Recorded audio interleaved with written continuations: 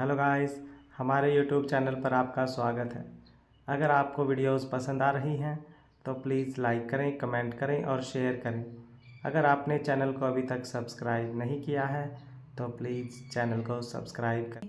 हम बनारस आए हैं स्वीटी, तुम्हारे गांव। और सिवाय के मुंह से यह शब्द सुनते ही गोरी की आंखें फैल गई।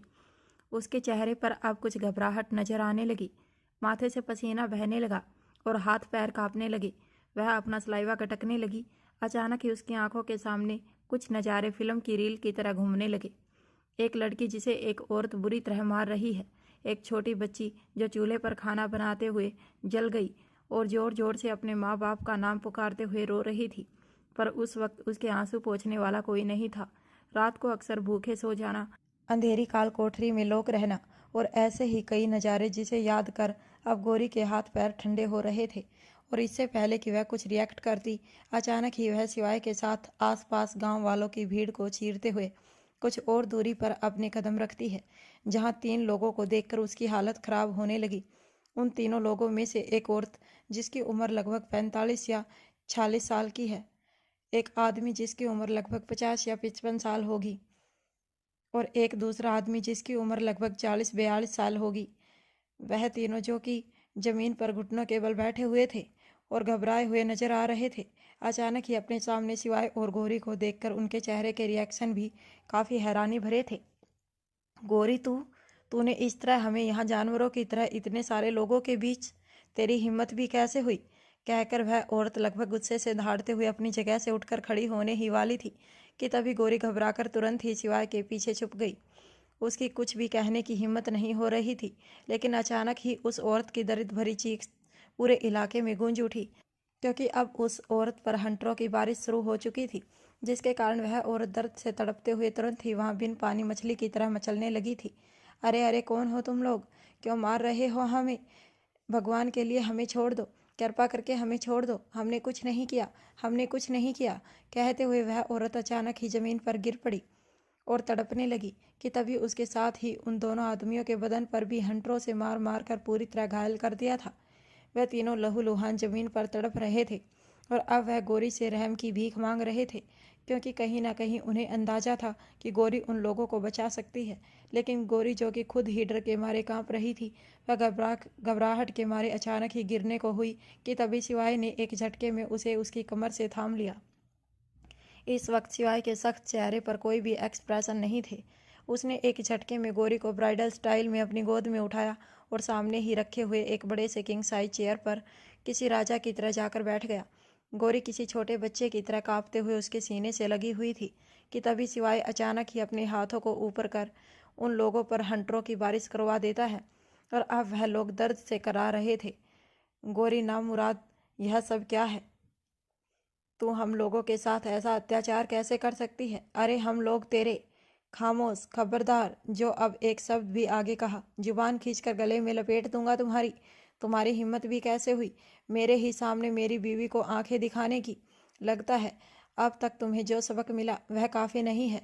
तो ठीक है, तुम लोगों को सज़ा मिलेगी और ऐसी सज़ा मिलेगी कि आज के बाद दुनिया में कोई भी रिश्तेदार अपने घर के बच्चों पर जुल्म करने से पहले 100 बार सोचेंगे। इतना कहकर सिवाय अपनी गोद में बिठाई हुई गोरी की तरफ अपने कोल्ड नज़रों से देखते हुए बोला, गोरी इधर देखो, मेरी तरफ। सिवाय की बात को सुनकर गोरी, जो कि उसके सीने में अपना चेहरा छुपाकर डर के मारे कांप रही थी, वह जल्दी से अपना सर ना में हिलाती है और घबराते हुए बोली, नहीं नहीं गोरी, गोरी चाचा चाची के पास नहीं जाएगी, नहीं जाएगी हीरो जी, नहीं तो, नहीं तो। रिलैक्स गोरी, अब तुम्हें दुनिया में किसी से भी घबराने की ज़रूरत नहीं है, क्योंकि तुम्हारे पास तुम्हारे हीरो जी हैं। देखो सामने, आज तक तुम्हें इन लोगों ने बहुत तकलीफ दी है ना, तो क्या तुम अपनी तकलीफ़ों का हिसाब इन लोगों से नहीं लेना चाहती? ज़रा देखो गोरी, यह वही जल्लाद हैं जिन्होंने तुम्हें नर्क भरी जिंदगी दी है, जिन्होंने तुम्हारी इज्जत का सौदा किया था। देखो गोरी, मैंने कहा देखो। कहते हुए सिवाय अचानक ही चीख पड़ा और अब गोरी घबराते हुए तुरंत ही अपना चेहरा उसके सीने से निकालकर अपनी नज़र घुमाकर अब सामने अपने चाचा चाची और तीसरे शख्स की तरफ देख रही थी। और अब सिवाय गोरी के चाचा और चाची की तरफ देखते हुए कोल्ड आवाज़ में बोला, तुम लोगों को किस चीज़ की सज़ा मिल रही है यह तो तुम लोगों को बहुत बेहतर तरीके से पता है। तुमने एक मासूम लड़की से ना ही सिर्फ उसकी मासूमियत छीनी है, बल्कि उसे जिंदगी भर का दर्द देने की गुस्ताखी की है। छी, तुम लोगों को शर्म नहीं आई अपने आप को इसका रिश्तेदार कहते हुए? अरे बच्ची थी वह तुम लोगों की, और तुम लोगों ने उसे बचपन से इतना टॉर्चर किया सिर्फ इसलिए क्योंकि उसके माँ बाप नहीं थे। ना ही सिर्फ उसकी प्रॉपर्टी छीन ली, बल्कि उसकी ज़िंदगी की हर खुशी छीन ली, उसकी पढ़ाई करने का हक, खेलने कूदने का हक। और इतने पर भी तुम्हारा मन नहीं भरा तो घर में ही उसकी इज्जत पर डकार डालने की कोशिश की, और जब इसमें कामयाब नहीं हुए तो बाहर किसी साहूकार के हाथ उसे बेच दिया कि लोगों को पैसे मिल सकें। आखिर तुम लोग सचमुच इंसान हो भी या नहीं? आप सिवाय उस 45 साल के शख्स की तरफ देखते हुए दांत पीस कर बोला, और तुम रिश्ते में इसके मामा लगते हो, इसकी चाची के भाई, और तुमने अपनी बेटी जैसी लड़की पर बुरी नज़र डालने की हिम्मत भी कैसे की? तुम लोगों से तो मुझे। इतना कहकर सिवाय अपनी जगह से उठकर खड़ा हुआ, और अब उसने गोरी का हाथ पकड़कर अपने साथ उस आदमी के सामने आया। गोरी उस आदमी को देखते ही घबरा रही थी।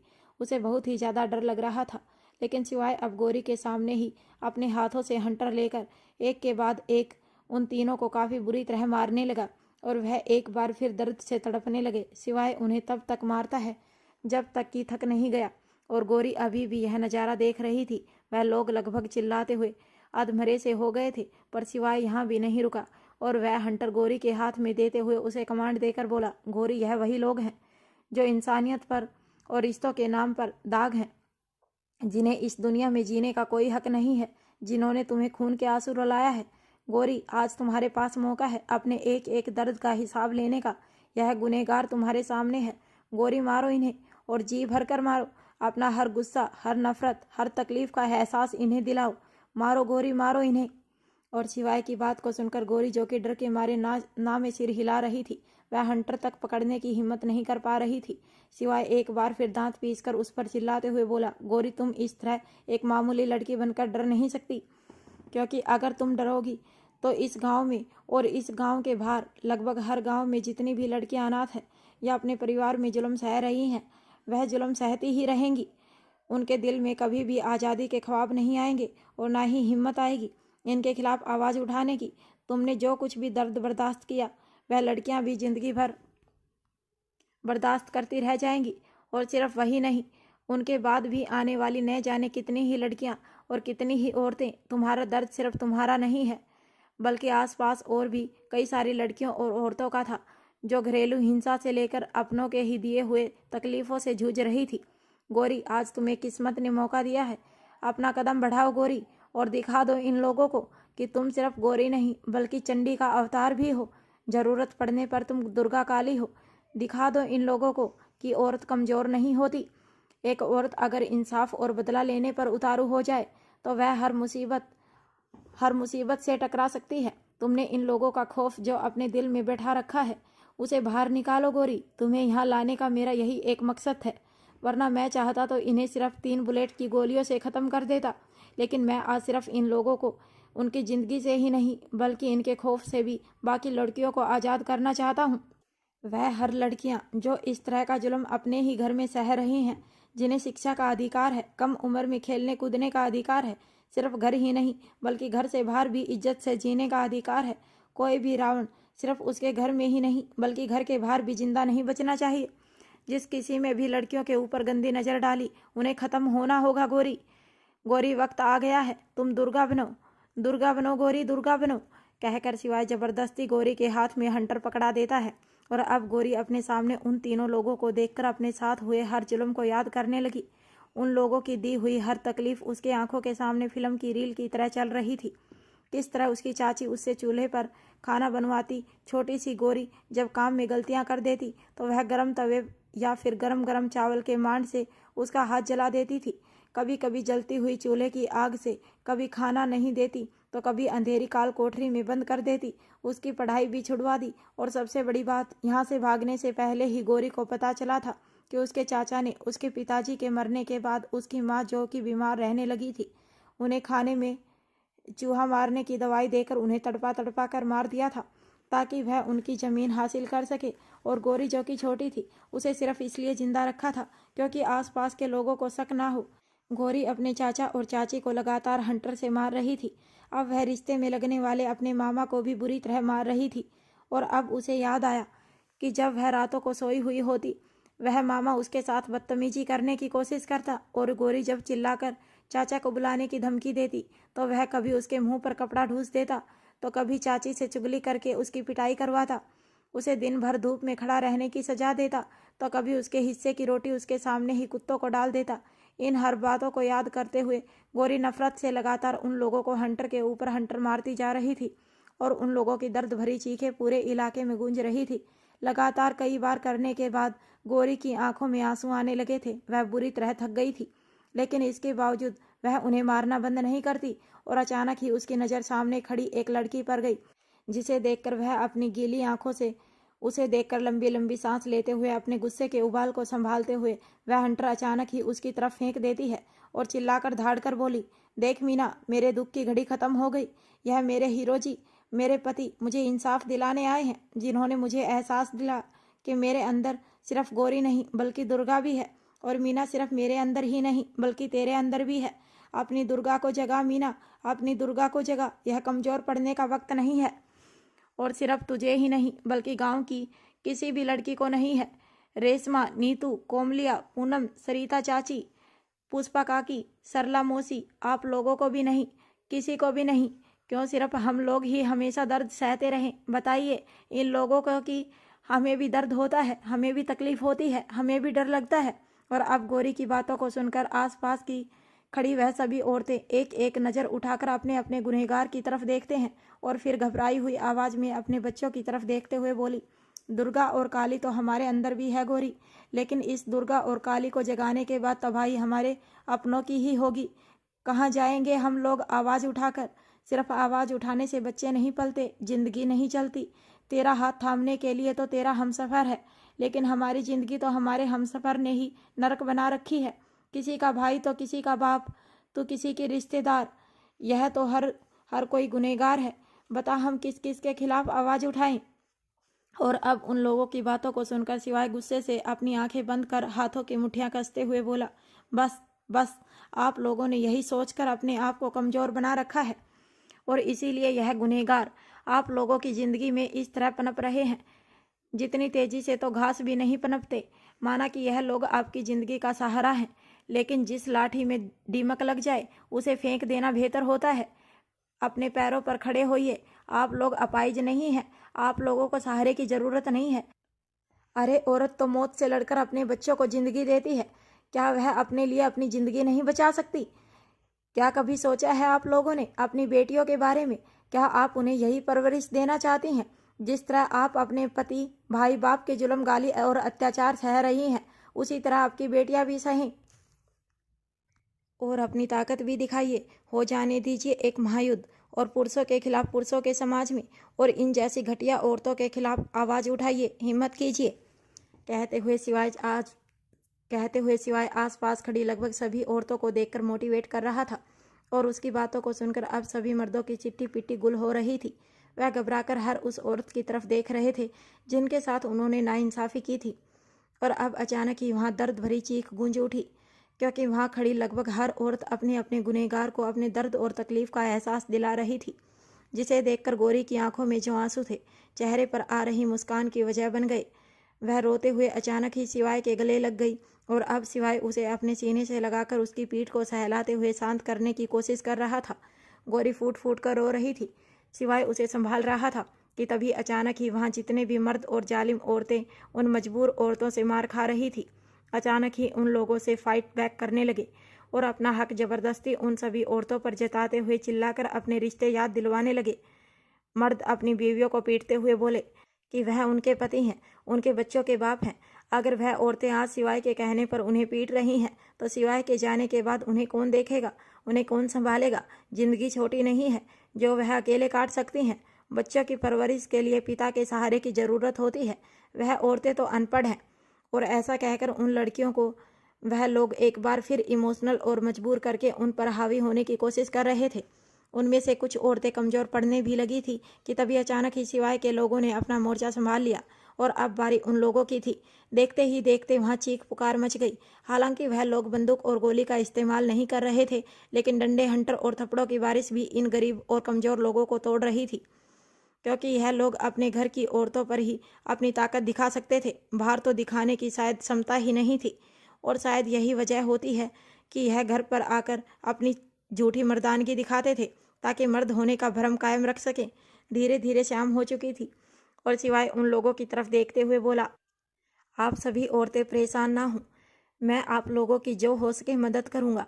आप लोगों को घर चलाने के लिए एक निश्चित पेंशन मिल जाएगी, जिससे आप लोगों को किसी और पर डिपेंड नहीं रहना पड़ेगा। आप लोग बस अपने बच्चों को पढ़ाइए लिखाइए और शिक्षा दीजिए। जिसे सुनकर कुछ औरतें आगे जाकर सिवाय और गौरी को बड़े ही प्यार से आज रात अपने गांव में रहने के लिए इनवाइट करते हैं। यह कहकर कि भले ही उन लोगों का गांव और घर छोटे हैं, लेकिन रिश्तों की नज़र में उन औरतों का दिल बहुत बड़ा है। सिवाय अब गांव का दामाद लगता था तो उसे यहाँ रहना ही होगा। सिवाय एक नज़र घुमाकर गौरी को देखता है तो गौरी, जो कि फिलहाल अपने आप को काबू कर चुकी थी और अपनी कुछ पुरानी सहेलियों के साथ कोने में बैठकर हंसी मजाक कर रही थी, इस वक्त उसके चेहरे पर एक मुस्कान थी, क्योंकि वह लड़कियां सिवाय का नाम ले लेकर उसको छेड़ रही थी। गौरी के चेहरे पर मुस्कान देखकर सिवाय, जो कि उसे थोड़ी दूरी पर कुछ औरतों के बीच बैठा था और वह लोग नीचे बैठकर उसे किसी राजकुमार की तरह ट्रीट कर रही थी, चाय नाश्ता शरबत और भी न जाने कितनी ही चीज़ें। सिवाय ने मुस्कुराकर उन लोगों की मेहमान नवाजी को एक्सेप्ट करने के लिए हाँ कर दिया और अब सभी गांव वालों के चेहरे पर मुस्कान आ गई। थोड़ी ही देर में सिवाय एक घर के बाहर खाट पर बैठा हुआ था और सभी औरतें दौड़ दौड़ कर अपने अपने घर से उसके लिए खाने पीने का एक से बढ़कर एक पकवान तैयार करने लगी। इसके साथ ही सिवाय के साथ आए हुए जितने भी गार्ड थे उन सभी की खातिरदारी हो रही थी। सिवाय यहाँ किसी सेलिब्रिटी से कम नहीं था। तभी एक औरत जल्दी से आगे आते हुए सिवाय के पैरों के पास एक थाली रखकर उसके पैरों को उस थाली के अंदर रखने लगी और यह देखकर सिवाय पूरी तरह हड़बड़ा गया। वह जल्दी से अपने पैर पीछे खींचते हुए बोला, यह आप क्या कर रही हैं? प्लीज़ ऐसा मत कीजिए, आप मेरी माँ के बराबर हैं। और सिवाय की बात सुनकर पास में बैठी हुई दूसरी बूढ़ी औरत मुस्कुराकर बोली, हम आपकी माँ के बराबर हैं साहब। यह कहकर आपने हमें बहुत इज्जत दी, लेकिन आप इस गाँव के दामाद हैं और हमारे यहाँ दामाद की ऐसे ही इज्जत होती है। कृपया अपने पैर आगे कीजिए। यह आपके पैरों को धोना चाहती हैं। नहीं, लेकिन मैं ऐसा कैसे? जिद ना करें साहब, मान जाइए, कहते हुए वह औरत उससे रिक्वेस्ट कर रही थी और यह सुनकर सिवाय थोड़ा हिचकिचाते हुए बोला, अब ठीक है, लेकिन मेरी एक शर्त है कि आप लोग मुझे साहब नहीं बल्कि मुझे नाम से पुकारेंगी। मेरा नाम सिवाय है और प्लीज़ यह काम आप मत कीजिए, मुझे शर्मिंदगी होती है। आप किसी और को यह काम दे दीजिए। और सिवाय की बात सुनकर वह औरतें जैसे ही कुछ कहने वाली थी कि तभी अचानक ही सिवाय को अपने पैरों पर किसी के सॉफ्ट हाथ महसूस हुए और यह देखकर सिवाय ने जैसे ही नज़र उठाकर सामने की तरफ देखा तो गौरी सिवाय के पैरों के पास पंजों के बल बैठी हुई थी और अब वह अपने चेहरे पर हल्की सी मासूमियत लिए बोली, हम तो कर सकते हैं ना जी। गौरी को देखकर सिवाय आगे कुछ भी नहीं कह पाया। उसकी नज़र तो बस गौरी पर ही टिकी हुई थी। अब गौरी सिवाय के पैरों से उसके जूते और मोजे निकालकर थाल में उसके पैरों को रखकर उसे धोने लगी और कुछ लड़कियां जल्दी से आगे जाकर लोटे से पानी गिराते हुए उसकी मदद करने लगी। साथ ही वह हैंडसम और मस्कुलर बॉडी वाले सिवाय को देखकर उस पर लट्टू हुई जा रही थी। वह गौरी को लगातार छेड़ रही थी, हे गौरी, तेरी तो निकल पड़ी। जीजा जी कितने अच्छे हैं, इनकी कद काठी भी कितनी अच्छी है और मजबूत शरीर। हाय, यह तो सचमुच हीरो जी हैं। यह लड़कियां आप सिवाय को छेड़ते हुए बोली, तो हीरो जी यह बताइए, आप शहर में क्या करते हैं? क्या आप सिनेमा बनाते हैं? कौन सी सिनेमा में काम किया है आपने? हमें बताइए, हम ज़रूर देखेंगे। और आप इस गौरी को कैसे मिले? क्या शहर में आप जैसे और भी हीरो रहते हैं? आपकी तो बहुत सारी हीरोइन से जान पहचान होगी। हीरो जी, आप क्या कहते हैं? आपका इतना अच्छा शरीर कैसे है? कसरत करके बनाई है या पैदाइशी ऐसी है? कहते हुए वह लड़कियां सिवाय से अजीबोगरीब सवाल पूछ रही थी और उनकी बातों को सुनकर सिवाय पहले तो थोड़ा हैरान था, फिर वह शर्मिंदा होने लगा और बाद में घबराने लगा, क्योंकि वह लड़कियां अब उसे इधर उधर छूने की कोशिश कर रही थी, जो कि उसे अनकंफर्टेबल लग रहा था। वह हिचकिचाते हुए उन लड़कियों से कुछ कहने ही वाला था कि तभी गौरी, जो कि आंखें छोटी करते हुए उन लड़कियों की हरकतों को देख रही थी, अचानक ही उन पर बरसते हुए बोली, ए नीतू गरिमा, यह क्या कर रही हो तुम लोग जी? गौरी के हीरो जी को ऐसे परेशान मत करो जी, उन्हें अच्छा नहीं लगता कोई उन्हें इस तरह छुए तो। और हाँ, उनका नाम हीरो जी नहीं है, इनका नाम तो वह है। हीरो जी तो सिर्फ गौरी इन्हें कहती है, तुम लोग नहीं कह सकते, समझे? कहते हुए गौरी अपनी छोटी छोटी आंखें करते हुए उन लड़कियों को देख रही थी उसे इस बात का एहसास ही नहीं रहा कि शायद शिवाय को किसी और लड़कियों के करीब देखकर उसे जलन हो रही है। गौरी की धमकियों को सुनकर बाकी लड़कियां हड़बड़ाकर शिवाय से दूर हुई, लेकिन शिवाय आंखें फाड़े गौरी को देख रहा था। कुछ पल के लिए तो वह हैरान था, लेकिन फिर उसके चेहरे पर एक प्यारी सी मुस्कान आ गई। उसे यह देखकर अच्छा लग रहा था, क्योंकि उसकी बीवी उसे लेकर धीरे धीरे पजेसिव हो रही है। कि तभी कुछ शरारती लड़कियां, जो कि गौरी की ही उम्र की थी, एक बार फिर मुंह बनाते हुए शिवाय के बगल में खाट पर बैठकर बोली, अच्छा गौरी की बच्ची, अगर हम अपने जीजा जी को हीरो जी नहीं कहें जैसा कि वह दिखते हैं तो क्या कहें, यह भी बता दे, नाम क्या है हमारे जीजा जी का। अपनी सहेलियों की बात सुनकर गौरी मुंह बनाते हुए बोली, अरे तुम लोगों को पता नहीं है क्या, इनका नाम वह है, तुम खुद ही पूछ लो ना इनसे। गौरी के कहने पर शिवाय अपना नाम बताना ही वाला था कि तभी वह लड़कियां तुरंत ही शिवाय के हाथ पर हाथ रखकर उसे आंख दिखाते हुए बोली, जीजा जी आप रहने दीजिए, आपका नाम तो हम इस गौरी के मुंह से ही सुनेंगे। हाँ तो गौरी बताओ हमारे जीजा जी का क्या नाम है। अपनी सहेलियों की बात को सुनकर शिवाय भी गौरी की तरफ देखने लगा, क्योंकि वह भी आज गौरी के मुंह से अपना नाम सुनना चाहता था। लेकिन गौरी अपनी सहेलियों के छेड़ने पर अपने नाखून चबाने लगी। वह शिवाय का नाम लेने में हिचकिचा रही थी कि तभी बूढ़ी औरत उन सभी लड़कियों के सर पर टपली मारते हुए बोली, अरे तुम लोग पागल हो क्या, यह क्या बकवास कर रही हो तुम लोग, जानती हो कि वह बेचारी अपने पति का नाम नहीं ले सकती, फिर भी तुम लोग उसे छेड़ रही हो। जीजा जी का नाम तुम लोगों को नहीं पता तो उन्हीं से पूछ लो, बेचारी गौरी को परेशान मत करो। गौरी बेटा तू इधर आ मेरे साथ, इन पागल लड़कियों को मैं यहाँ से निकलवाती हूँ। इतना कहकर वह बूढ़ी औरत लड़कियों को आंख दिखाकर गौरी को वहाँ से ले गई और गौरी भी शर्माते हुए धीरे से वहाँ से चली गई। अब सिवाय कंफ्यूज होकर पास में बैठी गौरी की सहेलियों से बोला, यह बूढ़ी अम्मा के कहने का क्या मतलब था, गौरी मेरा नाम क्यों नहीं ले सकती, क्या मेरा नाम इतना बुरा है। सिवाय क्या अजीबोगरीब सवाल को सुनकर लड़कियां जोर जोर से हंसते हुए बोली, नहीं जीजा जी आपका नाम बिल्कुल भी बुरा नहीं है, पर आपको नहीं पता गौरी आपका नाम इसलिए नहीं ले सकती क्योंकि आप उसके पति हैं और हमारे गांव में पतियों का नाम नहीं लिया जाता। यह बात सुनकर सिवाय काफ़ी शौक होते हुए बोला, व्हाट, पतियों का नाम नहीं लिया जाता, तो फिर उन्हें पुकारा कैसे जाता है, मतलब उन्हें कुछ तो कहते ही होंगे ना। तो अब लड़कियों ने मुस्कुराते हुए जवाब दिया, हाँ पुकारा जाता है ना, ए जी ओ जी, लो जी सुनो जी, और बच्चे हो जाएं तो फिर बच्चों के नाम से, बिट्टू के बाबूजी, चीकू के बाबूजी, आपके बच्चे हो जाएंगे तो गौरी भी आपको ऐसे ही पुकारेगी, हा हा हा हा। और अब उन लड़कियों की बात को सुनकर सिवाय हैरान नज़र से कभी उन लड़कियों को तो कभी जिस तरफ गौरी गई उस तरफ देखकर अपने आप से ही बोला, क्या बच्चों के नाम से, पहले वहां तक पहुंचे तो वह तो मुझे खुद के करीब भी नहीं आने देती, पता नहीं यह लड़की कब नॉर्मल होगी। कहते हुए सिवाय अपने आप में ही मुस्कुरा रहा था, क्योंकि कहीं ना कहीं उसे अब गौरी का गांव अच्छा लग रहा था।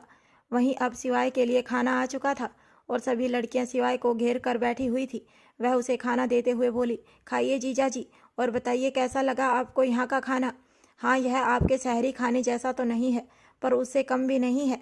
लड़कियों की बात को सुनकर सिवाय मुस्कुराते हुए बोला, ऐसी बात नहीं है, यह खाना भी दिखने में अच्छा लग रहा है। अब वह अपनी नज़र इधर उधर करते हुए गौरी को ढूंढने लगा, क्योंकि वह उसे छोड़कर खाना नहीं चाहता था। कि तभी लड़कियों ने मुंह बनाते हुए कहा, किसे ढूंढ रहे हैं जीजा जी, आप जिसे ढूंढ रहे हैं वह अभी नहीं आने वाली, क्योंकि वह हमारी अम्मा और चाची लोगों के बीच बैठकर उनसे ज्ञान की बातें सीख रही है, उसे आने में वक्त लगेगा। आप पहले खाना खा लीजिए, क्योंकि आपके खाने के बाद ही वह खाना खाएगी। उन लड़कियों की बातों को सुनकर सिवाय एक बार फिर कंफ्यूज था, ज्ञान की बातें। वहीं दूसरी तरफ गौरी, जो कि गांव की कुछ बूढ़ी और समझदार औरतों के बीच बैठी हुई थी, वह लोग चूल्हे से थोड़ी दूरी पर चटाई बिछाकर गौरी को घेर कर बैठी हुई थी। कुछ औरतें खाना बना रही थी। इस बीच गौरी चुपचाप मासूमियत से उन लोगों के चेहरे को देख रही थी और वह औरतें उसे संस्कारों के पाठ पढ़ा रही थी कि अब उसकी शादी हो चुकी है। शादी के बाद औरत का सिर्फ नाम ही नहीं बदलता, बल्कि उसकी जिम्मेदारियां भी बदल जाती हैं। देख गौरी बेटा, तू बड़ी भोली और मासूम है, ज़्यादा पढ़ी लिखी भी नहीं है, इसीलिए तुझे दुनियादारी की जानकारी नहीं है। आज तेरी माँ या बहन होती या घर में भाभी तो शायद तुझे यह सब सिखाती, पर तेरे निकम्मे चाचा और चाची ने तुझे हमेशा तकलीफ ही दी है। लेकिन ज़रूर तूने पिछले जन्म में कोई पुण्य कर्म किए थे जो तेरी जिंदगी नरक बनने से बच गई और तुझे जीवन साथी के रूप में इतना अच्छा और भला मानुस मिला है, जिसने तेरे साथ हुई सभी जातियों का बदला ही लिया और हम औरतों को भी सही दिशा दिखा रहा है। उसका चेहरा बता रहा है कि वह कितना अच्छा और नेक दिल इंसान है। लेकिन गोरी, तू इस बात को भूल मत कि वह शहर का लड़का है, ऊपर से इतना सारा पैसा, इतना पढ़ा लिखा, समझदार, और उसका पहनावा ओढ़ाव भी हमसे काफ़ी अलग है।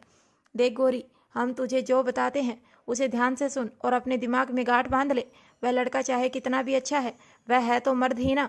पहले तो तू हमें यह बता कि तुम्हारी शादी अचानक हो कैसे गई, क्योंकि जहाँ तक हम जानते हैं शहर के लड़कों को तो शहर की लड़कियां ही पसंद आती हैं, एकदम टिकटॉक। तो तुझे उसने कैसे पसंद कर लिया? कहीं तुम दोनों की शादी कोई झूठ या सौदा तो नहीं? तो उसके साथ खुश तो है ना? क्योंकि वह लड़का हमारे सोच और पहुंच से बहुत आगे है। हम गांव वाले लोग ऐसे लोगों के घर पर नौकर बन जाए, वही बहुत बड़ी बात है। और उसने तुझे पत्नी का दर्जा दिया है। कहीं यह सब कोई छल तो नहीं? तुम लोगों की शादी किन हालातों में हुई है, हमें बताओ गोरी। और अब उन बूढ़ी औरतों की बात को सुनकर गोरी अब घबराने लगी थी।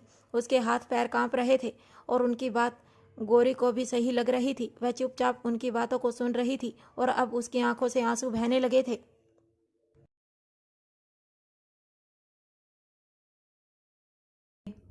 हम गांव वाले लोग ऐसे लोगों के घर पर नौकर बन जाए, वही बहुत बड़ी बात है। और उसने तुझे पत्नी का दर्जा दिया है, कहीं यह सब कोई छल तो नहीं? तुम लोगों की शादी किन हालातों में हुई है, हमें बताओ गोरी। और अब उन बूढ़ी औरतों की बात को सुनकर गोरी अब घबराने लगी थी।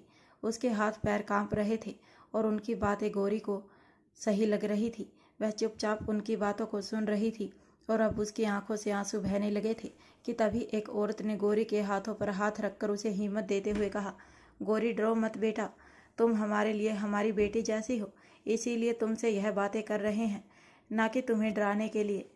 देखो, हम लोगों को मालूम है कि तुम्हारे चाचा चाची किस तरह के इंसान थे और उन्होंने किस तरह तुम्हें शहर में बुरे लोगों के हाथों बेच दिया।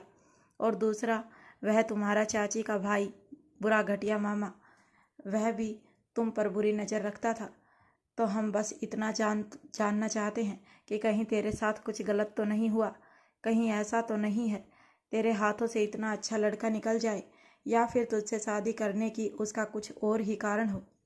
और उस औरत की बात को सुनकर गोरी धीरे से हिचकिचाते हुए अपने और सिवाय के बारे में उन्हें सब कुछ बता देती हैं, जिसे सुनकर उन औरतों के चेहरे पर थोड़ी परेशानी लेकिन साथ ही खुशी के एक्सप्रेशन थे।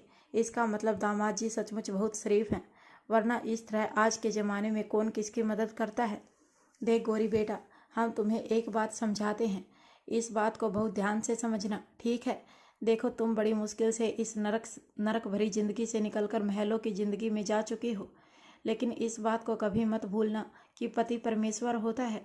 और तुम्हारा पति तो सिर्फ नाम का ही नहीं, सचमुच का परमेश्वर है। लेकिन इन मर्दों का कोई भरोसा नहीं है। तुम जिस तरह उसे खुद से दूर रख रही हो, कहीं ऐसा ना हो वह तुमसे परेशान हो जाए और उसके कदम डगमगा जाएं। अगर ऐसा हुआ तो तुम्हारा क्या होगा बेटी? तुम तो ना घर की रहोगी ना घाट की। देखो, अब तो तुम दोनों की शादी हो चुकी है, बेहतर होगा तुम इस शादी को स्वीकार कर लो और दामाद जी को उनके पति होने का हक दो। सिर्फ हक ही मत दो, बल्कि उन्हें हर वह खुशी दो जो वह चाहकर भी तुमसे दूर ना हो। मर्दों का प्रेम बहुत जल्दी जल्दी बढ़ता है, लेकिन वह घटने भी बहुत तेजी से लगता है। तुम ऐसी गलती मत करो बेटा कि उनका प्रेम भी घट जाए। कहीं ऐसा ना हो कि कोई दूसरी चुड़ैल तुम दोनों के बीच में आ जाए और तुम दोनों की जिंदगी का यह सफ़र शुरू होने से पहले ही ख़त्म हो जाए। क्योंकि अगर ऐसा हुआ तो दामाद जी का तो कुछ नहीं जाएगा, लेकिन तेरा सब कुछ ख़त्म हो जाएगा। तो समझ रही है ना गोरी? उन सभी औरतों के समझाने पर गोरी, जो कि अब तक अपनी आंखों में आंसू लेकर बैठी थी, धीरे से हाँ में सिर हिलाती है, लेकिन फिर घबराते हुए बोली, लेकिन हम क्या करें काकी जी? हमें तो कुछ भी समझ नहीं आता जी, हमें बहुत घबराहट होती है जी। गोरी के शब्दों को सुनकर एक बूढ़ी औरत मुस्कुराते हुए उसके सर पर हाथ रखकर बोली, तुम उसकी चिंता मत करो बेटी, वह सब हम संभाल लेंगे। तुम बस वही करो जो हम तुमसे कहते हैं, ठीक है? बूढ़ी औरतों के समझाने पर गोरी मासूमियत से हाँ में सिर हिला देती है कि तभी कुछ लड़कियां मुंह बनाते हुए उन लोगों के पास आकर बोली, गोरी का काम हो गया हो तो उसे हमारे साथ भेज दीजिए। वह क्या है ना, हमारे इतना समझाने के बाद भी जीजा जी अकेले खाना खा ही नहीं रहे, कह रहे हैं कि वह गोरी के साथ ही खाएंगे। हमने तो उन्हें बहुत समझाया, लेकिन और उन लड़कियों की बात को सुनकर सभी औरतें मुस्कुराने लगी। अच्छा ठीक है, लगता है नई नई जगह है, इसीलिए दामाद जी शर्मा रहे हैं। कहीं तुम लोगों ने उन्हें ज़्यादा परेशान तो नहीं किया? अगर ऐसा हुआ ना तो हम तुम लोगों की अच्छी खबर लेंगे। खैर गौरी बेटा, जा देखो जरा दामाद जी को कुछ चाहिए तो नहीं। बूढ़ी औरत की बात को सुनकर गौरी चुपचाप अपनी जगह से उठकर वहाँ से चली गई और बाकी लड़कियां मुंह बनाते हुए बोली, काकी अम्मा, आप लोग तो हम पर ही शक करते हो कि हम लोगों ने शरारत की होगी, पर ऐसा कुछ नहीं है। वैसे ना एक बात कहें, जीजा जी सचमुच बहुत अच्छे हैं। हाय, बिल्कुल हीरो की तरह। कहकर वह लड़कियां एक बार फिर एक्साइटेड हो रही थी और उनकी खुशी को देखकर सभी बूढ़ी औरतें उन्हें सर पर मारकर चुप रहने का इशारा करती हैं। चुप रहो तुम लोग, बहुत मस्ती कर ली, बेचारे को नज़र मत लगाओ, चुपचाप बैठकर यहाँ काम करने में हमारी मदद करो। नीतू और गरिमा, तुम जाकर देखो जीजा जी को कोई चीज़ की कमी ना हो। और हाँ, कुछ लड़कियाँ मेरे साथ आओ, आज गौरी और तुम्हारे जीजा जी का रहने का यही इंतजाम होगा और उनके साथ जितने लोग आए हैं उनके खाने पीने से लेकर उनके सोने का बंदोबस्त करो। जाओ। बूढ़ी औरतों के ऑर्डर को सुनकर सभी लड़कियां जल्दी जल्दी अपने काम करने के लिए दौड़ गई। वहीं गौरी जो कि शर्माते हुए शिवाय के पास आई। आप खाना क्यों नहीं खा रहे जी? क्या खाने में कोई कमी है? हाँ, बहुत बड़ी कमी है तुम्हारी। इधर आओ मेरे पास और मेरे साथ बैठकर खाना खाओ। मुझे अकेले खाना खाने का दिल नहीं कर रहा। इतना कहकर शिवाय ने एक झटके में गौरी का हाथ पकड़कर उसे अपने साथ खाट पर खींच लिया। इसके बाद गौरी पूरी तरह हड़बड़ा गई। वह अचानक ही शिवाय की गोद में जाकर बैठी और उसका मुंह खुला का खुला रह गया। लेकिन शिवाय जो कि गौरी को अपने इतने पास देखकर बड़े प्यार से उसे निहार रहा था, वह मुस्कुराते हुए उसे ठीक से अपनी बाहों में बैठा लेता है। चलो अब मेरे साथ खाना खाओ। शिवाय के इतना कहने पर गौरी हड़बड़ाते हुए उसकी गोद से उठने की कोशिश करते हुए बोली, अरे आप यह क्या कर रहे हैं जी? कोई आ जाएगा तो बड़ी मुसीबत हो जाएगी जी। हम खाते हैं ना आपके साथ, पुलिस छोड़िए हमें। इतना कहकर वह थोड़ा शर्मा रही थी और सिवाय उसके मुंह से प्लीज की जगह पुलिस सुनकर मुस्कराए उठा। लेकिन वह यूं ही गौरी की कमर पर अपनी पकड़ मजबूत कर अच्छे से उसे अपनी गोद में एडजस्ट कर बैठाते हुए बोला, नहीं, तुम्हें ऐसे ही खाना खाना होगा, वरना मैं खाना नहीं खाऊंगा। चलो मेरे हाथों से खाओ। इतना कहकर सिवाय खाने की बाइट बनाकर गौरी के मुंह में डालने ही वाला था कि तभी गौरी के साथ आ रही वह लड़कियां जो कि कुछ कदम पीछे रह गई थी, यह नज़ारा देखकर उनका मुंह खुला का खुला रह गया और उनके मुंह से एक चीख निकल गई, अरे मोरी मैया। अचानक वह लड़कियां अपनी आंखों पर हाथ रख तुरंत ही पीछे की तरफ पलट गई और घबराते हुए बोली, हमने हमने हमने कुछ नहीं देखा। गौरी, अगर खाने में कोई कमी हो जाए तो हमें आवाज़ दे देना, हम चलते हैं, आप लोग अपना शुरू करो। इतना कहकर वह लड़कियां तुरंत ही वहां से तेजी से भागी और अब क्योंकि गांव में अंधेरा हो रहा था, यहाँ बिजली नहीं थी, बेचारी गौरी का मुंह बन गया। वह घबराते हुए एक बार फिर सिवाय की गोद से उतरने की कोशिश कर रही थी, लेकिन सिवाय ने उसे उतरने ही नहीं दिया और यूं ही जबरदस्ती उसे अपनी बाहों में जकड़ते हुए खाना खिलाने लगा। वह अपनी आंखें गुस्से से गौरी को दिखाता है, जिसके बाद गौरी भी शांत हो गई। सिवाय बड़े प्यार से गौरी को खाना खिलाते हुए खुद खा रहा था, लेकिन गौरी के दिमाग में बूढ़ी औरतों की कही हुई बातें घूम रही थी कि उसे सिवाय को खुश रखना है ताकि वह उसके अलावा किसी और की तरफ अट्रैक्ट ना हो। देखते ही देखते रात हो चुकी थी। सभी मर्द जो कि बुरी तरह घायल थे और दर्द से कराह रहे थे, अपनी अपनी औरतों के पास बैठे हुए उन्हें कोस रहे थे, उन्हें हजार गालियां दे रहे थे, लेकिन औरतें अपने पत्नी धर्म को निभाते हुए आंखों में आंसू लिए उन्हें उनकी गलतियां याद दिलाते हुए जड़ी बूटी और मल्हम लगा रही थी। सिवाय जो कि खाट पर अभी तक उसे घर के आंगन में बैठा था, दूर से ही देख रहा था और दिल ही दिल में अपने आप से बोला, पता नहीं यह मर्द औरतों का प्यार कब समझेंगे, फैमिली की वैल्यू कब समझेंगे। जिसके पास है उसे इसकी कदर नहीं और जिसके पास नहीं है। कहते हुए सिवाय ने अपनी जुबान को वहीं रोक लिया। उसकी आंखों में एक दर्द उतर आया था। वह मायूसी से एक जगह बैठा हुआ था कि तभी कुछ लड़कियां एक बार फिर हंसी खिलखिलाती हुई उसके पास आई और मुस्कुराते हुए बोली, जीजा जी, आप बहुत थक गए होंगे, चलिए आपके सोने का इंतजाम हो गया है, अम्मा और काकी ने हमें भेजा है। इतना कहकर वह लड़कियां खुश होकर सिवाय का हाथ पकड़कर उसे खाट से उठाती हैं और अपने कदम सामने एक कमरे की तरफ बढ़ा देती हैं। वहां लड़कियां अभी भी अपनी हंसी ठिठोली छोड़ने का नाम ही नहीं ले रही थी।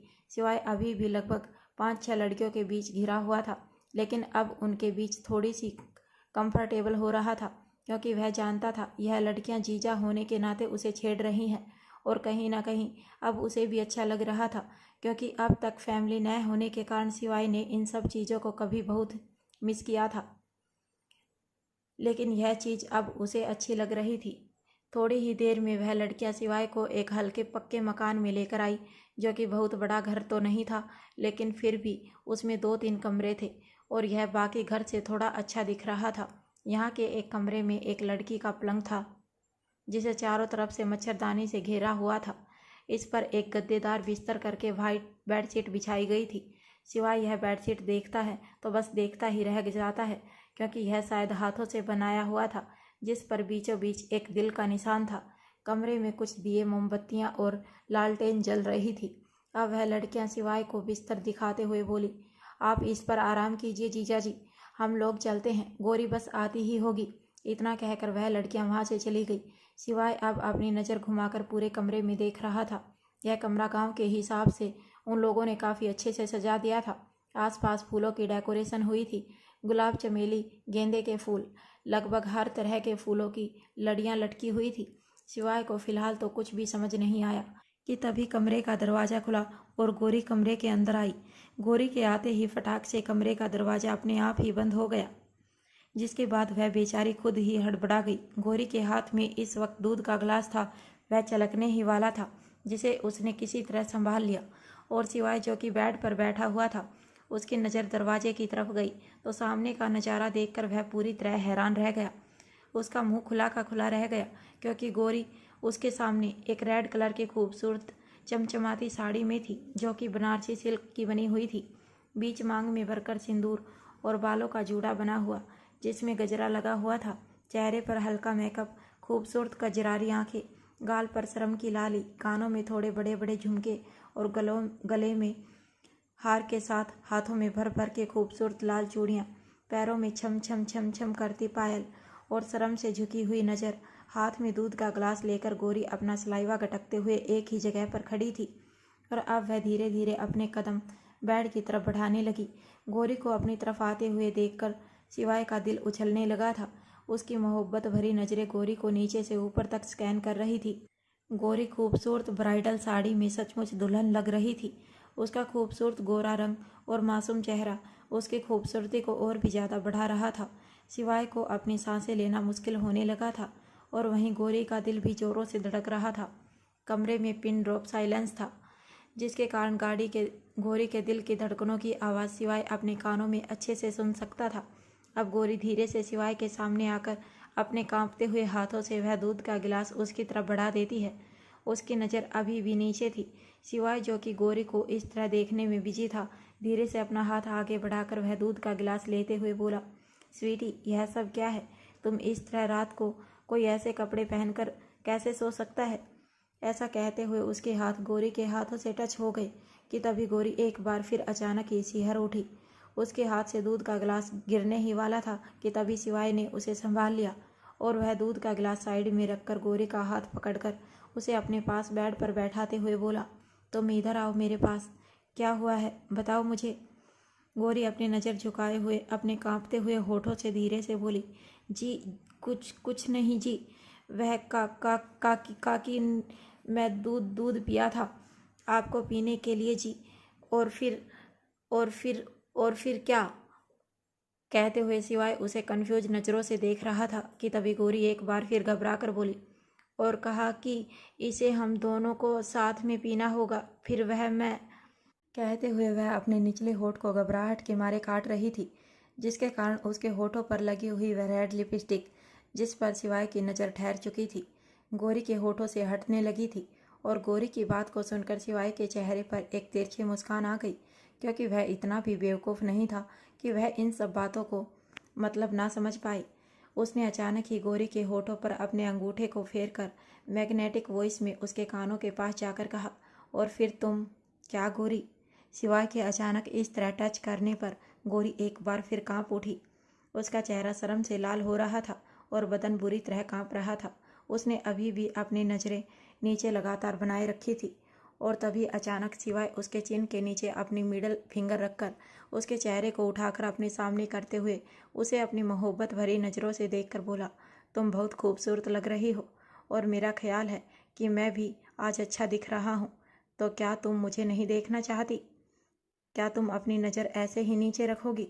प्लीज़ एक बार देखो ना मुझे, मैं तुम्हारी खूबसूरत आंखों को देखना चाहता हूँ।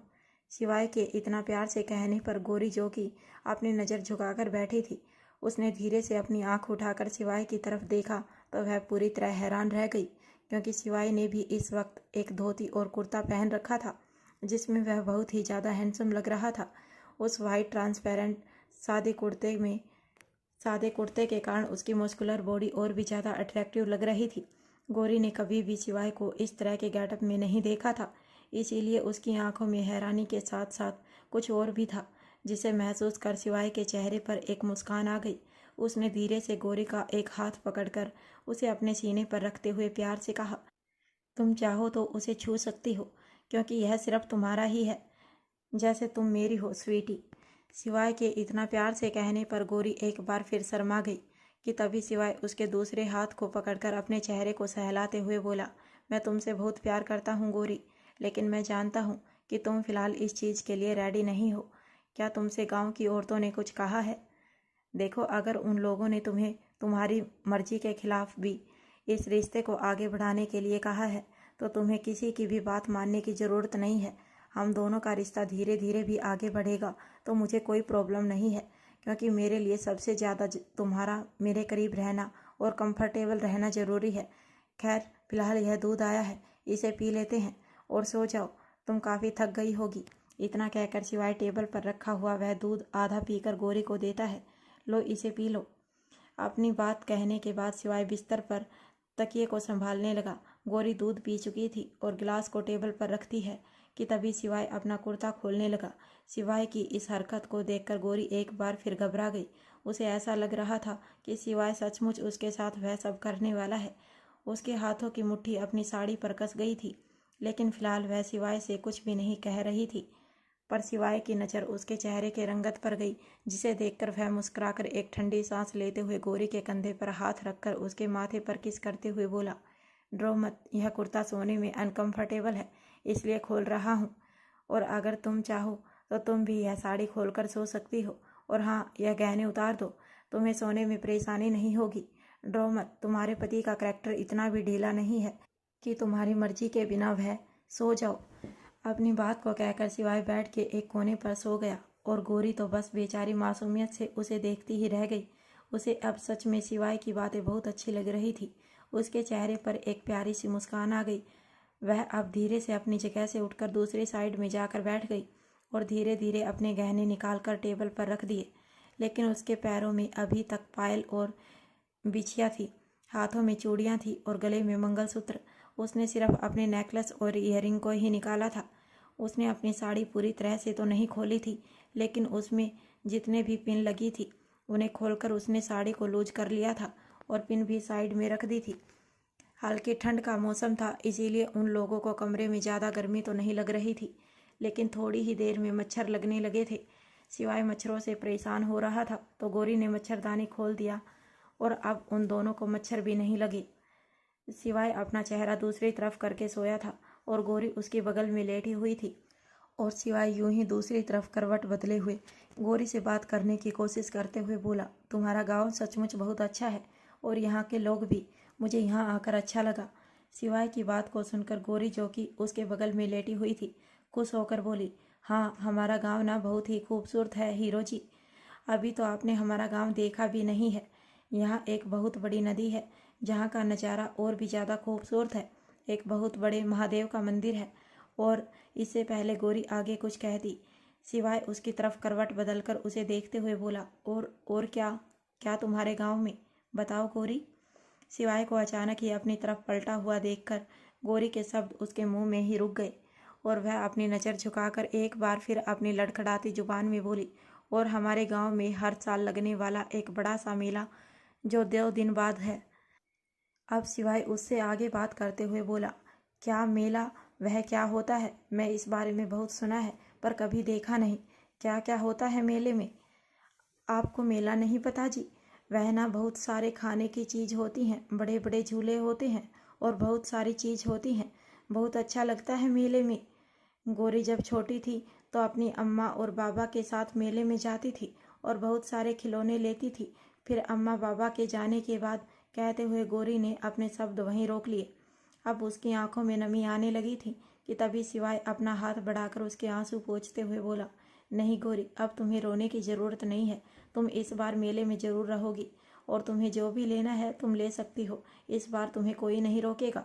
शिवाय की बात को सुनकर गौरी कन्फ्यूजन से उसकी तरफ देखते हुए बोली, क्या आप मेले में रखेंगे जी? पर आपने तो कहा था कि आप कल सुबह ही वापस जा रहे हैं। हमने काकी से सुना था। बहुत ज़रूरी काम नहीं है। अगर तुम रुकना चाहती हो तो हम 2 दिन रुक सकते हैं। इसी बहाने मैं भी गांव का मेला देख लूँगा। कहते हुए शिवाय मुस्कुरा रहा था कि तभी उसकी बातों को सुनकर गौरी कन्फ्यूजन से उसे देखते हुए बोली, आप सचमुच मेले के बारे में नहीं जानते जी? ऐसा कैसे हो सकता है कि कोई मेले के बारे में ना जानता हो?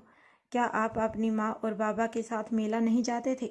गौरी के इस सवाल पर शिवाय के चेहरे के रंग थोड़े फीके पड़ गए और उसने अपने चेहरे पर फीकी सी मुस्कान लाते हुए नाम में सिर हिलाकर कहा, नहीं, माँ बाबा के साथ तो तब जाऊँगा ना जब मैंने उनका चेहरा देखा होगा। मैं तो यह भी नहीं जानता कि मेरे माँ बाबा कौन है। मैं एक अनाथ आश्रम में पला बड़ा। उसे अनाथ आश्रम का नाम ओबरॉय अनाथ आश्रम था। उसे कोई ट्रस्टी कंपनी चलाती थी। अनाथ आश्रम में ही किसी ने मेरा नाम शिवाय रख दिया था, क्योंकि मैं शिवरात्रि के दिन उन लोगों को मिला था और फिर बड़ा होने के बाद मैंने अपना नाम शिवाय ओबरॉय रख लिया। धीरे धीरे स्ट्रगल करते हुए मैंने आज यह मुकाम हासिल किया है। तुम्हारे आने से पहले मेरा इस दुनिया में कोई नहीं था। बस वह अनाथ आश्रम और उसके कुछ बच्चे हैं जिन्हें आज मैं हैंडल करता हूँ। और अब शिवाय की बात को सुनकर गौरी के चेहरे की मुस्कान अचानक ही गायब हो गई। उसे भी अब शिवाय के दर्द का एहसास होने लगा था, क्योंकि अनाथों वाली ज़िंदगी तो उसने भी बर्दाश्त की है। गौरी मासूमियत शिवाय की तरफ देखते हुए बोली, हीरो जी, आपको तो उनकी बहुत याद आती होगी ना? पहले बहुत आती थी, लेकिन अब कभी कभी आती है। पर अब तुम्हारे आने के बाद लगता है कि आगे से नहीं आएगी, क्योंकि अब तुम हो ना मेरी फैमिली। और अगर तुम मेरा साथ दोगी तो यह फैमिली और बड़ी भी हो जाएगी स्वीटी। कहकर शिवाय धीरे से अपना हाथ आगे की तरफ बढ़ाने लगा। वह गौरी के गालों को छूने वाला था, लेकिन फिर कुछ सोचकर उसने अपना हाथ पीछे खींच लिया। लेकिन गौरी, जो उसकी बातों को बहुत ही इमोशनल होकर सुन रही थी, न जाने क्या सोचकर उसने शिवाय के हाथ को पीछे खींचने से पहले ही अचानक पकड़ लिया। यह सब इतना जल्दी हुआ कि शिवाय और गौरी को इस बात का अंदाजा ही नहीं था। अचानक गौरी को एहसास हुआ कि उसने क्या किया, तो वह अपनी नज़र झुकाकर एक बार फिर हिचकिचाते हुए बोली, आप चिंता मत कीजिए, मैं आपका ख्याल रखूंगी। गौरी की इस बात को सुनकर शिवाय बस उसको हैरानी से देखता ही रह गया। उसके चेहरे पर एक प्यारी सी मुस्कान आ गई, यह सोचकर कि यह लड़की तो खुद ही बच्ची की तरह है। शिवाय को इसका ख्याल हर पल रखना होगा, और उल्टा यह कह रही है कि वह शिवाय का ख्याल रखेगी। शिवाय को उसकी मासूमियत पर हंसी आ रही थी कि तभी वह उसके पकड़े हुए हाथ पर अपनी पकड़ हल्की मजबूत करते हुए बोला, हाँ, हम दोनों एक दूसरे का ख्याल रखेंगे। धीरे धीरे बातों ही बातों में रात होने लगी थी और उन दोनों को कब नींद आ गई उन्हें पता ही नहीं चला। अगली सुबह लगभग 5 बजे हमेशा की तरह शिवाय की आंखें थोड़ी सुबह ही खुल गई, क्योंकि उसे सुबह सुबह उठकर जॉगिंग करने की आदत थी। उसने जब अपनी आंखें खोलकर देखा तो मासूम गौरी उसके सीने से लगकर सोई हुई थी, क्योंकि नींद में उसे इस बात का एहसास ही नहीं था। गौरी को अपने इतने करीब देखकर उसके दिल की धड़कन एक बार फिर तेज होने लगी थी। वह उसके मासूम और खूबसूरत चेहरे को देखने लगा और बस उसी में खोने लगा था कि तभी अचानक ही गौरी उसकी बाहों में कसमसाने लगी। गौरी की आंखें खुल रही थी, यह सोचकर शिवाय ने तुरंत अपनी आंखें बंद कर ली और सोने का नाटक करने लगा। और अब गौरी ने धीरे से अपनी आंखें खोली तो खुद को शिवाय की बाहों में देखकर वह कुछ पल के लिए तो हैरान ही रह गई। पहले तो वह अपनी आंखें फाड़े शिवाय के हैंडसम चेहरे को देख रही थी। उसे काफ़ी अजीब लगने लगा था, लेकिन फिर शिवाय की बातों को सुनकर, उसकी अच्छाइयों को देखकर उसके चेहरे पर एक प्यारी सी मुस्कान आ गई। जाने अनजाने उसका एक हाथ धीरे से शिवाय के गालों पर चलने लगा और अब उसने उसके खूबसूरत फेशियल फीचर को देखते हुए अपने आप से कहा, आप बहुत अच्छे हैं हीरो जी, और बहुत हैंडसम भी। इतना कहकर वह मुस्कुराते हुए धीरे से शिवाय के गाल पर एक किस कर लेती है और शर्माकर अपना ही चेहरा अपने दूसरे हाथ से छुपाने लगी। शिवाय, जो कि उसके इस क्यूट हरकत को अपनी एक आंख को हल्का सा खोलकर देख रहा था, खुद को किसी तरह मुस्कुराने से रोकते हुए धीरे से गौरी से बोला, जब इतना ही हैंडसम हूँ तो सिर्फ गाल पर ही क्यों, होठों पर किस करो स्वीटी। सिवाय के अचानक ऐसा कहने पर गौरी की तो सांस ही अटक गई और वह हैरान होकर हड़बड़ाते हुए सिवाय को देखने लगी। आप जागे हुए हैं? माफ़ कीजिएगा जी, हम तो बस। और इससे पहले कि गौरी आगे कुछ कहती, सिवाय अगले ही पल उसके चेहरे के बिल्कुल करीब आकर उसके ऊपर झुक गया और उसके होठों पर लाइट किस करते हुए बोला, तुम्हें माफ़ी मांगने की ज़रूरत नहीं है। तुम्हें पूरा हक है मेरे करीब आने का, और सच मानो तो मैं चाहता हूँ तुम मुझसे भी ज़्यादा मेरे करीब आओ, क्योंकि अब तुम्हें ही आना होगा। मैं तुम्हारे करीब नहीं आऊँगा जब तक तुम मुझे अपनी तरफ आने के लिए ना कहो, समझी? इतना कहकर वह गौरी के दोनों गालों पर किस करके उससे अलग हुआ और गौरी उसकी बातों को सुनकर शर्मा गई। अब सिवाय अपनी जगह से उठकर कमरे से बाहर चला गया और गांव में टहलने लगा।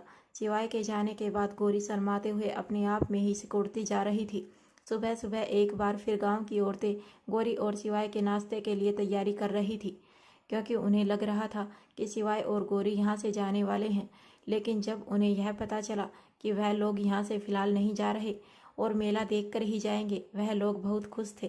खास तौर से वहाँ की लड़कियाँ, क्योंकि उन्हें अपने जीजा जी के साथ गांव घूमने फिरने का मौका मिलने वाला था। सभी लड़कियों के जिद करने पर सिवाय और गौरी उनके साथ गांव घूमने के लिए निकल गए थे। बाकी सिवाय के सभी लोग जो कि उनके सिक्योरिटी गार्ड थे, आज वह भी गांव घूमने के लिए निकले थे, क्योंकि उन लोगों के लिए भी यह नज़ारा थोड़ा नया और अनोखा था। गांव की ताज़ी हवा उन लोगों को अच्छी लग रही थी और यहाँ फिलहाल वह लोग ड्यूटी पर नहीं थे। सिवाय ने उन्हें घूमने फिरने की छूट दे दी थी। सिवाय गांव के खूबसूरत नदी को देखता है, वहाँ के लोगों के रहन सहन को देखता है। उसने एक बात यह नोटिस की कि कुछ घरों में खूबसूरत कलाकारी की हुई घास की बनी हुई डलियाँ हर किसी के घर में इस्तेमाल हो रही थी। एक औरत बैठकर बस की चटाई बना रही थी, उसके बगल में कुछ औरत दलिया बना रही थी। खूबसूरत डिजाइन के यह सब कुछ सचमुच काफ़ी यूनिक था। सिवाय इन्हें देखकर काफ़ी इम्प्रेस हो रहा था। अरे यह टोकरियाँ तो बहुत अच्छी हैं, आप लोग इसे कैसे बनाती हैं? अब लड़कियों ने मुस्कुराते हुए बताया, यह तो हम लोगों का पारंपरिक काम है। यहाँ हम लोग बस इससे चटाइयाँ, टोकरियाँ और घासों का इस्तेमाल करके भी बनाती हैं। इन्हें रंग से रंग दिया जाता है तो यह रंग बिरंगे भी बन जाते हैं। तभी सिवाय ने देखा कुछ घरों में यूं ही सूती की धोती और साड़ी तैयार की जा रही थी। सिवाय यह देखकर भी इम्प्रेस हो रहा था, क्योंकि यह सब हाथों से बना रहे थे। अचानक उसे याद आया कि कल रात को गौरी ने भी कुछ ऐसा ही खूबसूरत साड़ी पहन रखी थी और उसके बेड पर जो बेडशीट बिछी हुई थी वह भी हाथों से बनाई हुई थी। लड़कियों से पूछने पर उसे पता चला कि इस गांव की कुछ लड़कियां हाथों से प्लास्टिक और ऊन वगैरह से खूबसूरत गुलदस्ते, डिजाइनर बेडशीट बनाना सीखती हैं। यह उन लोगों का शौक है ताकि ससुराल में वह बता सकें कि उन्हें सिलाई कढ़ाई भी आती है। उन लड़कियों ने बताया कि गौरी ने भी हाथ से कई सारी कढ़ाई और बुनाई का काम, टोकरियां बनाना सीखा है। हालांकि उसकी चाची तो उसे यह सब सीखने नहीं देती थी, लेकिन फिर भी गौरी ने शौक से यह सब सीखा है। और गौरी के बारे में, इस गांव के बारे में यह सब जानने के बाद तो सिवाय इम्प्रेस होता ही जा रहा था। कुछ देर बाद गौरी और सिवाय नदी के किनारे एक साथ बैठे हुए थे। सभी लड़कियां उन दोनों को छोड़कर दूसरी तरफ चली गई थी ताकि उन्हें प्राइवेट टाइम मिल सके। दरअसल उनकी माँ और काकी ने उन लोगों को ऐसा करने के लिए कहा था, क्योंकि अगली सुबह जब वह लड़कियां वह वाइट बेडशीट लेने के लिए कमरे में आई तो कमरे का हाल, बेडशीट और गौरी का श्रृंगार, जो कि लगभग उसी तरह था, देखकर कहीं ना कहीं बूढ़ी औरतों को शक हो ही गया था कि दोनों के बीच कुछ नहीं हुआ। और उन्होंने बेझिझक गौरी से इस बारे में पूछ भी लिया था, जिसका जवाब गौरी ने बिल्कुल सच सच बताया। और गौरी के मुंह से सच जानने के बाद सभी औरतों ने अपना माथा पीट लिया था। फाइनली उन्होंने अपनी अपनी बेटियों को उन दोनों की सेटिंग करवाने के लिए भेज दिया था ताकि वह दोनों ज़्यादा से ज़्यादा एक साथ वक्त बिता सके।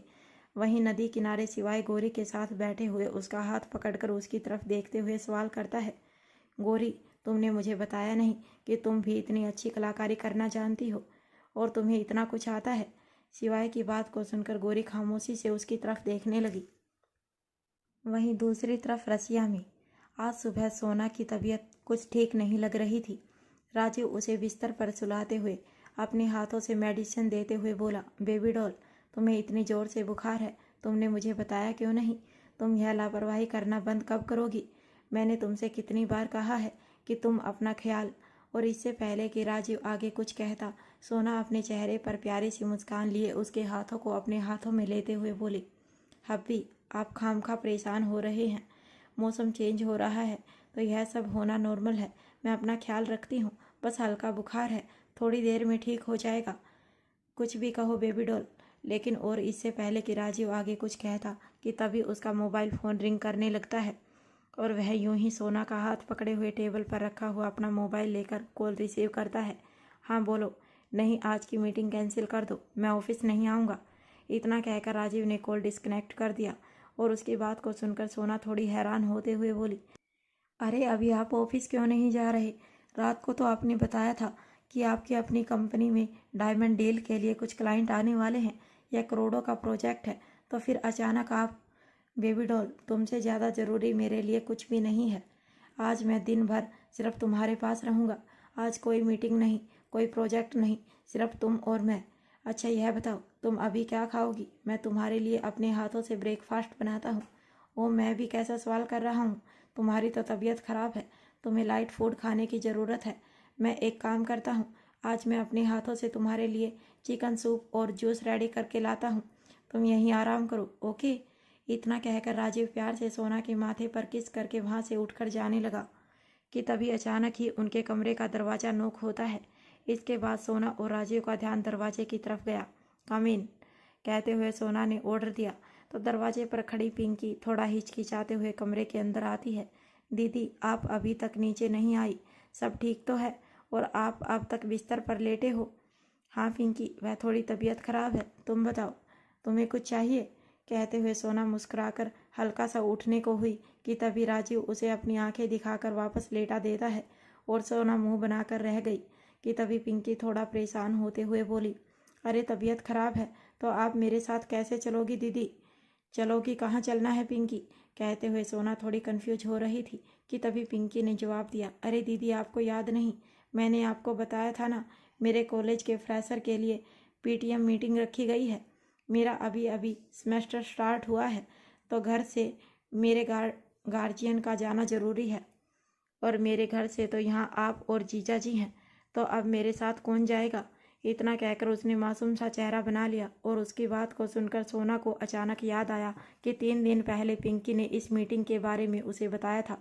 अब सोना अपने सर पर हाथ मारते हुए बोला, ओह पिंकी, आई एम सॉरी, मैं तो भूल गई थी। तुम चिंता मत करो, मैं चलती हूँ तुम्हारे साथ, वैसे भी मैंने दवाई ले ली है। तुम 2 मिनट रुको, ओके? अरे दीदी, लेकिन आपकी तबीयत। इससे पहले कि पिंकी आगे कुछ कहती कि तभी राजीव गुस्से से सोना को आंख दिखाते हुए उसे वापस बिस्तर पर लेटाते हुए बोला, बेबी डॉल खबरदार, जो हिलने की कोशिश भी की। मैंने तुम्हें पहले भी कहा है ना कि आज तुम्हें रेस्ट करना होगा और तुम इस तरह कहीं नहीं जा सकती। और रही बात पिंकी की पीटीएम मीटिंग की, तो मैं वहाँ से के प्रिंसिपल या प्रोफेसर से बात कर लूँगा, कोई प्रॉब्लम नहीं होगी। इतना कहकर राजीव अपना मोबाइल टेबल पर से दोबारा उठाने लगा कि तभी राजीव की बात को सुनकर पिंकी अपने हाथों को नर्वस होकर आपस में उलझाते हुए दिल ही दिल में बोली, अरे नहीं, ऐसा नहीं होना चाहिए। अगर जीजू ने प्रिंसिपल सर से बात कर ली तो फिर वह मेरे साथ नहीं जाएंगे और मैं उनके साथ वक्त बिताने का इतना अच्छा मौका हाथ से जाने नहीं दे सकती। मुझे कुछ ना कुछ तो करना होगा। इतना कहकर पिंकी चेहरे पर झूठी मुस्कान लिए थोड़ा हड़बड़ाते हुए सोना के पास आते हुए बोली, अरे दीदी, आपको प्यास लगी होगी ना, यह पानी पी लीजिए। और अपने डॉक्टर को दिखाया? क्या कहा डॉक्टर ने? कहते हुए पिंकी तुरंत ही टेबल पर रखा हुआ पानी का गिलास अपने हाथों से उठाते ही वाली थी कि तभी वह जानबूझकर वह पानी का गिलास हाथों से छोड़ देती है, जिसके बाद टेबल पर रखा हुआ राजीव का मोबाइल उस पानी से पूरी तरह भीग गया। और अब पिंकी घबराकर मुंह पर हाथ रखकर परेशान होते हुए बोली, ओह माय गॉड जीजू, आई एम सो सॉरी, मैंने यह जानबूझकर नहीं किया जीजू, आई एम सॉरी जीजू। यह सब इतना जल्दी हुआ कि राजीव को कुछ भी समझने का मौका नहीं मिला और अगले ही पल उसका मोबाइल पूरी तरह भीग कर खराब हो चुका था। अब राजीव पिंकी पर गुस्सा करने के लिए दांत पीसते हुए जल्दी से मोबाइल उठाकर उसे पोंछते हुए बोला, तुम पागल हो क्या? तुम्हें दिखाई नहीं देता मेरा मोबाइल, मेरे इतने सारे इंपॉर्टेंट कॉन्टैक्ट डिटेल्स?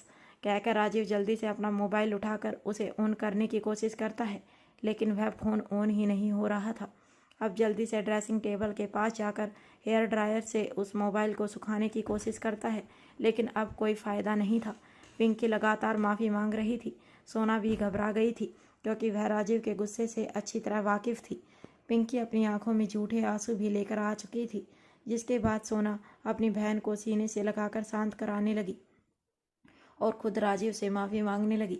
जिसके बाद राजीव को गुस्सा तो बहुत आ रहा था, पर सोना को इस तरह माफ़ी मांगते हुए देखकर उसे अच्छा नहीं लगा और अब वह एक बार फिर अपने गुस्से का घूंट पीते हुए सोना को माफ़ी ना मांगने के लिए कहता है, कोई बात नहीं बेबी डॉल, ज़्यादा बड़ा मैटर नहीं है, मैं इसे सर्विसिंग के लिए भेज दूंगा तो सारे नंबर रिकवर हो जाएंगे, तुम ज़्यादा टेंशन मत लो, मैं अभी आता हूँ। इतना कहकर राजीव वहाँ से जाने लगा कि तभी सोना एक बार फिर घबरा कर बोली, हब्बी, पिंकी की पेटीएम मीटिंग।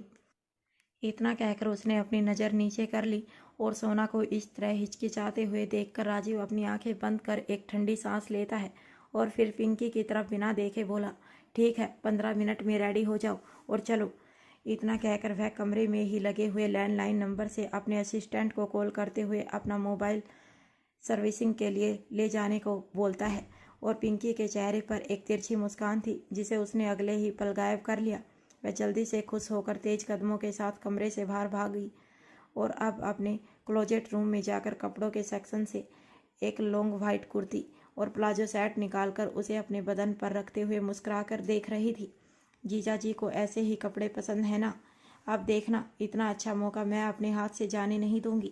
इतना कहते हुए वह खुश होकर अपने निचले होठों को दांतों से काट रही थी कि तभी वह अपने ख्यालों में खो गई।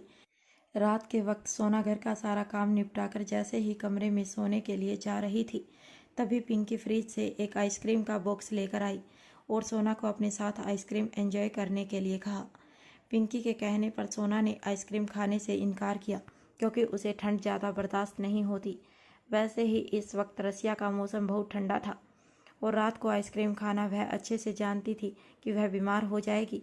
पिंकी भी इस बात को बहुत अच्छे से जानती थी कि सोना बहुत ही ज़्यादा सेंसिटिव है, वह बहुत ज़्यादा जल्दी बीमार हो जाती है, लेकिन फिर भी उसने सोना से आइसक्रीम खाने के लिए जिद की और अपनी बहन का दिल रखने के लिए ना चाहते हुए भी सोना ने थोड़ी आइसक्रीम खा ली और अब पिंकी के चेहरे पर तिरछी मुस्कान थी क्योंकि वह जानती थी सुबह तक सोना जरूर बीमार हो जाएगी और ऐसा ही हुआ। सोना को सर्दी लग गई और अब उसे बुखार हो गया। राजीव के गुस्से के डर से सोना ने राजीव को कुछ भी नहीं बताया था कि उसने आइसक्रीम खाई है, वरना वह फिर से पिंकी पर गर्म हो जाता। और अब प्रेजेंट टाइम इन बातों को याद करके पिंकी यूं ही मिरर के सामने खड़े होकर दिल ही दिल में अपने आप से बोली, आई एम सॉरी दीदी, मैं जानती हूँ यह गलत है, पर मैं क्या करूँ, मुझे जीजा जी अच्छे लगते हैं और उन्हें अपने करीब लाने के लिए मुझे यह सब करना पड़ रहा है। मुझे आपसे कोई शिकायत नहीं है, लेकिन मैं बस उनका थोड़ा सा प्यार और अटेंशन चाहती हूँ जैसे वह आपको देते हैं। I think I am feeling in love with him. Yes दीदी, I love him, I love जीजा जी, और प्यार करना कहीं से भी गलत नहीं है ना। कहते हुए वह एक ठंडी सांस लेती है और दौड़ते हुए जल्दी से रेडी होने लगी। थोड़ी ही देर में वह पूरी तरह रेडी होकर नीचे हॉल में आई जहाँ राजीव का असिस्टेंट उसका मोबाइल फ़ोन लेने आया था। वह राजीव का मोबाइल फ़ोन लेकर वहाँ से चला गया। राजीव, जो कि हमेशा की तरह 5 पीस ब्लैक सूट में जाल से सेट किए हुए बाल और आंखों पर गोगल्स, हाथों में ग्लव्स पहने और पैरों में हाई बूट क्योंकि यहाँ बहुत ठंड थी। सोना ने वाइट कुर्ती और प्लाजो सेट पहन रखा था, गले में दुपट्टा, ऊपर से उसने एक लॉन्ग ओवरकोट पहन रखा था और सर पर एक पतली सी कैप, पैरों में नॉर्मल सैंडल और कानों में बड़े बड़े झुमके, चेहरे पर लाइट मेकअप और मुस्कुराकर राजीव के सामने आकर खड़ी हो गई। पिंकी को इस तरह हल्के कपड़ों में देखकर राजीव उसे घूरते हुए बोला, इतने हल्के कपड़े पहनकर बाहर जा रही हो, ठंड लग जाएगी, तुम्हें नहीं लगता तुम्हें और कपड़े पहन लेने चाहिए, फैशन में इतनी अंधी मत हो जाओ कि हेल्थ का ख्याल ही ना रहे। राजीव के मुंह से इन शब्दों को सुनकर पिंकी दिल ही दिल में खुश हो रही थी कि राजीव को उसकी फिक्र हो रही है, लेकिन अब वह अपनी खुशी संभालते हुए अपने आप को ऊपर से नीचे तक देखकर मासूमियत से बोली, लेकिन जीजा जी, मुझे तो ठीक लग रहा है, क्योंकि इन कपड़ों के साथ दूसरी ड्रेस। और इससे पहले कि पिंकी आगे कुछ कहती, राजीव उसकी बातों को इग्नोर कर तेज कदमों के साथ आगे की तरफ बढ़ते हुए बोला, तुम्हें जो करना है करो, आई डोंट केयर, जल्दी गाड़ी में बैठो, हमें देर हो रही है। इतना कहकर राजीव तेज कदमों के साथ बाहर पार्किंग एरिया में आया जहां राजीव के 2 ड्राइवर पहले ही रेडी थे। दरअसल उसके पास गाड़ियों के अच्छे अच्छे कलेक्शन थे, लेकिन उसने ड्राइवर की जॉब के लिए सिर्फ 2 लोगों को ही रखा था। बाकी उसके ऑफिस की गाड़ियों को और गार्डों की गाड़ियों को ड्राइव करते थे। राजीव जैसे ही गाड़ी में आकर बैठने वाला था कि तभी अचानक ही ना जाने कैसे दोनों ही ड्राइवर अपना पेट पकड़कर जोर जोर से दर्द से कराहने लगे। उन दोनों को इस तरह दर्द से तड़पते हुए देखकर राजीव पूरी तरह हैरान था। वह जल्दी से आगे आते हुए बोला, अरे क्या हुआ तुम लोगों को? तुम इस तरह पेट पकड़कर रो क्यों रहे हो? सब ठीक तो है? और राजीव की बात को सुनकर दोनों ड्राइवर परेशान होते हुए बोले, पता नहीं सर, सुबह से ही पेट बहुत दर्द हो रहा है और बार बार हमें लूज मोशन और उल्टियाँ हो रही हैं। दवाई ली है फिर भी अभी तक ठीक नहीं हुआ। और ड्राइवर की बात को सुनकर राजीव हैरान होते हुए बोला, व्हाट, तुम लोगों की तबीयत एक साथ ऐसे कैसे ख़राब हो सकती है? तुम लोगों ने खाने में क्या खाया था? सर, खाना तो वही खाया था जो यहाँ मिला था, शायद मशरूम सूप। उसमें कोई प्रॉब्लम होगी इसीलिए। ड्राइवर की बात को सुनकर अब राजीव एक ठंडी सांस लेते हुए बोला, अच्छा ठीक है, हो सकता है तुम लोगों को फूड पॉइजनिंग हुई हो। एक काम करो, जाकर अपना इलाज करवाओ। इस तरह हेल्थ से लापरवाही ठीक नहीं है। लाओ इधर चाबी, मैं गाड़ी ड्राइव कर लेता हूँ। इतना कहकर वह ड्राइवर से चाबी ले लेता है। पता नहीं क्या हो रहा है घर में, राजीव गाड़ी में बैठते हुए बड़बड़ा रहा था। वापस लौटकर इस सेफ को बताता हूँ, काम में ऐसी लापरवाही कैसे कर सकता है। पिंकी, गाड़ी में बैठो। इतना कहकर राजीव ड्राइविंग सीट पर बैठ गया और पिंकी के चेहरे पर एक सातिर स्माइल थी, क्योंकि इन सब के पीछे भी उसी का हाथ था। अब वह राजीव के बगल में पैसेंजर सीट पर बैठ गई और अब उसे सीट बेल्ट लगाना नहीं आ रहा था। यह देखकर राजीव फ्रस्ट्रेटेड होते हुए उसकी सीट बेल्ट लगाने लगा। ऐसा करते हुए वह पिंकी के चेहरे के बहुत करीब था और राजीव को अपने इतने करीब महसूस कर पिंकी को बहुत अच्छा लग रहा था। कुछ देर बाद राजीव ने गाड़ी स्टार्ट कर दी और ड्राइव करने लगा। अब पिंकी दिल ही दिल में अपने आप से राजीव की तिरछी निगाहों से देखते हुए बोली, जीजा जी, आपको अपने करीब लाने के लिए मुझे क्या क्या करना पड़ रहा है। सॉरी, लेकिन सुबह सुबह उन बेवकूफ़ों के सूप में मुझे जमाल घोटा मिलाना पड़ा। अब पिंकी के चेहरे पर सातिर स्माइल थी और वहीं दूसरी तरफ इंडिया में सिवाय गौरी से उसके इस हुनर के बारे में पूछ रहा था कि आखिर उसने सिवाय को इस बारे में क्यों नहीं बताया। तो गौरी ने बड़ी ही मासूमियत से कहा, यह कोई बड़ी बात नहीं है हीरो जी, यहाँ गांव की लगभग हर लड़की करती है, तो हमने भी थोड़ा बहुत सीख लिया बस। अब यह सुनकर सिवाय मुस्कुराकर गौरी की तरफ देखते हुए बोला, तो क्या तुम मुझे भी यह सब करके दिखाओगी? मेरा मतलब अपने हाथ का हुनर, मैं भी तो देखूं मेरी बीवी क्या क्या करना जानती है। और यह सुनकर गौरी खुश होते हुए बोली, आप देखेंगे? तो चलिए हम आपको दिखाते हैं जी। इतना कहकर गौरी सिवाय का हाथ पकड़कर एक्साइटेड होते हुए अपनी जगह से उठ खड़ी हुई कि तभी नदी किनारे होने के कारण अचानक ही उसका पैर फिसल गया और वह गिरने को हुई। तभी सिवाय ने कस के गौरी को अपनी बाहों में संभालने की कोशिश की, लेकिन इस बीच सिवाय का भी बैलेंस बिगड़ गया और झपाक